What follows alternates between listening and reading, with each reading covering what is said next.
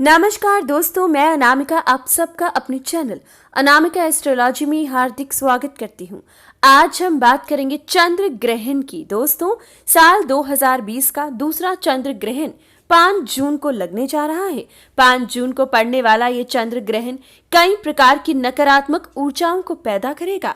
आपकी राशि पर इसका क्या असर डलेगा, क्या परिणाम आपको चंद्र ग्रहण का मिलेगा, कौन से दान पुण्य आपको करने हैं, कौन सी विशेष सावधानी बरतनी है ताकि इस ग्रहण से बच सको। तो दोस्तों, आपकी राशि के बारे में डिटेल में हम चंद्र ग्रहण की हर बारीकी के बारे में बात करेंगे ताकि आप जान सको जितनी भी चीजें जरूरी हैं आपकी राशि के लिए, ताकि आप खुद को नकारात्मक ऊर्जा से बचा सको। दोस्तों, चंद्र ग्रहण के दौरान पड़ने वाली नकारात्मक ऊर्जा इंसान के जीवन को तहस नहस कर देती है, इंसान की मानसिक और शारीरिक ऊर्जा में कमी लेकर आती है।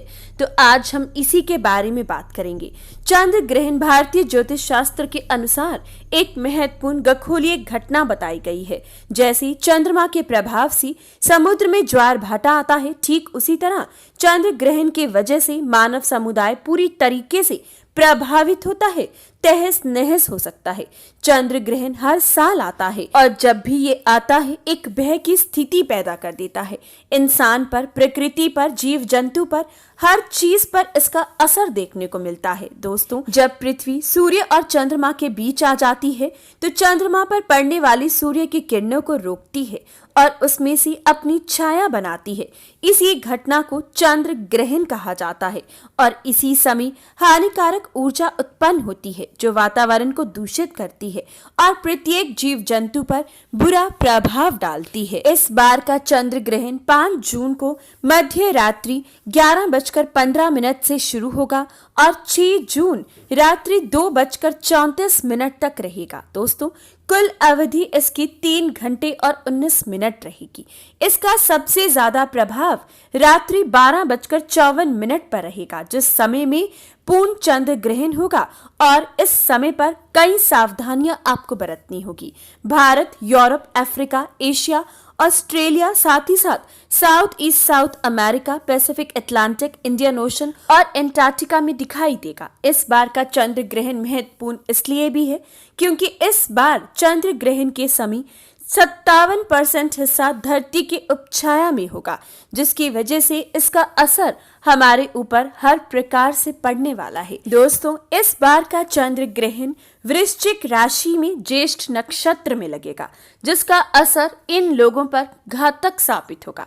जितने भी लोग ज्येष्ठ नक्षत्र में पैदा हुए हैं या वृश्चिक राशि के लोगों को खास सावधानी बरतनी होगी। और कुंभ राशि के कर्म क्षेत्र से चंद्रमा का इस दिन गोचर आपके कर्म पर पूरी तरीके से असर डालेगा। दोस्तों, इसका असर सबसे ज्यादा आपके काम पर पड़ेगा।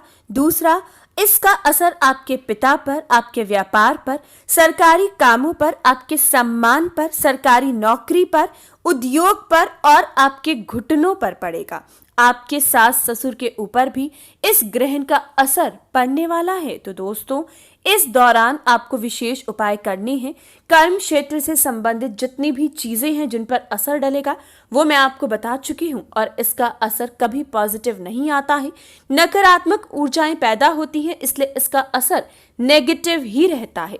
इसका असर लगभग 43 दिन तक प्रत्येक व्यक्ति पर बना रहेगा, इसलिए आपको विशेष उपाय और दान पुण्य करने हैं ताकि इस परेशानी से बच सको। तो आइए जानते हैं कौन सी सावधानी पहले आपको बरतनी होगी। कुंभ राशि के जातक इस समय में कोई भी बड़ा निवेश 5 या 6 तारीख को ना करें। इस समय में परिवर्तन व्यापार में आपको नहीं करने हैं।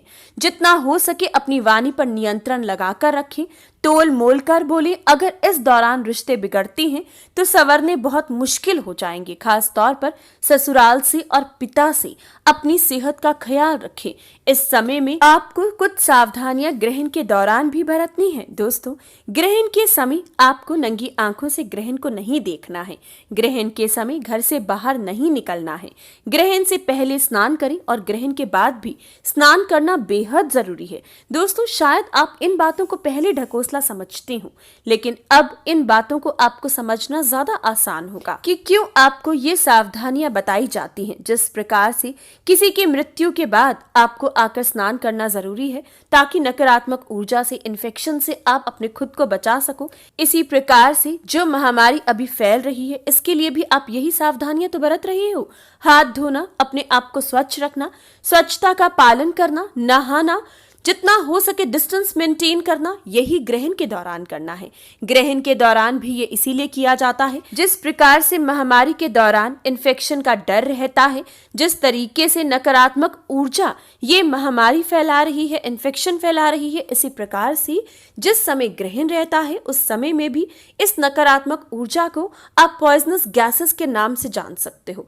इस दौरान ऐसी गैसेस निकलती हैं जो आपके शरीर के लिए घातक है।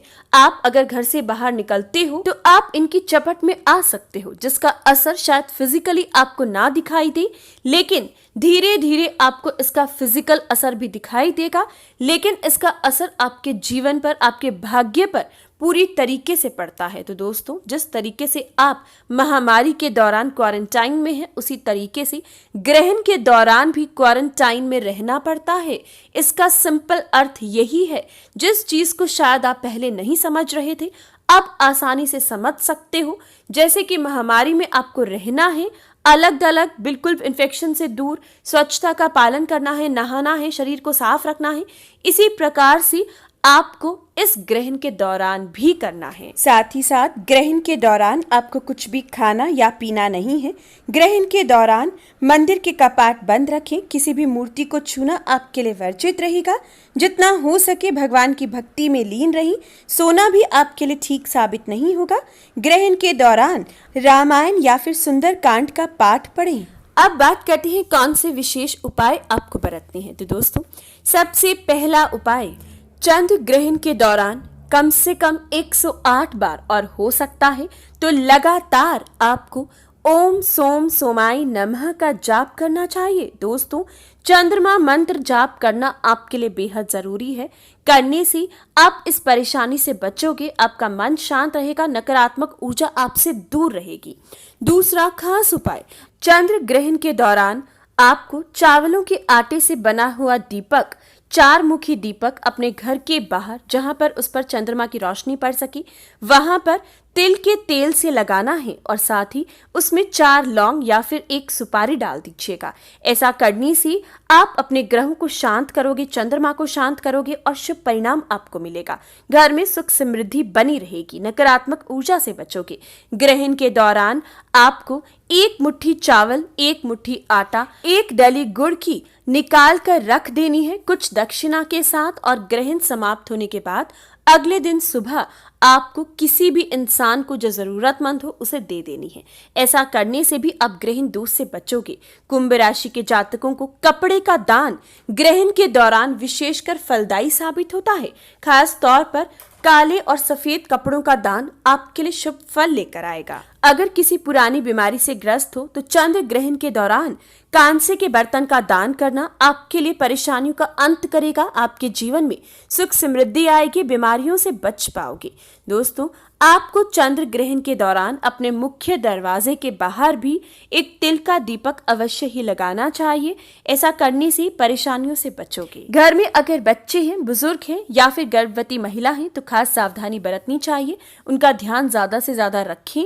जो गर्भवती महिला है उन्हें सूतक काल के समय कुछ सावधानियां अलग हैं जो बरतनी है, और ग्रहण के समय अलग। उन्हें देखने के लिए ऊपर दिए गए आई बटन को प्रेस करें, वीडियो जरूर देखें।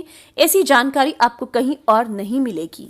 साथ ही साथ अगर घर में कोई गर्भवती महिला है तो सरसों के तेल से चुपड़ी हुई रोटी आपको ग्रहण के दौरान घर के बाहर रखनी चाहिए। और दोस्तों, सुबह उठकर उस रोटी को आपको काले कुत्ते में डाल देना है। ऐसा करने से आप अपने घर की गर्भवती महिला को परेशानियों से बचाओगे, सुख शांति बनी रहेगी। तो दोस्तों, जिस प्रकार से आप अपनी रक्षा इस महामारी में कर रहे हो, उसी प्रकार से आपको ग्रहण को भी सीरियसली लेना है और अपनी रक्षा करनी है।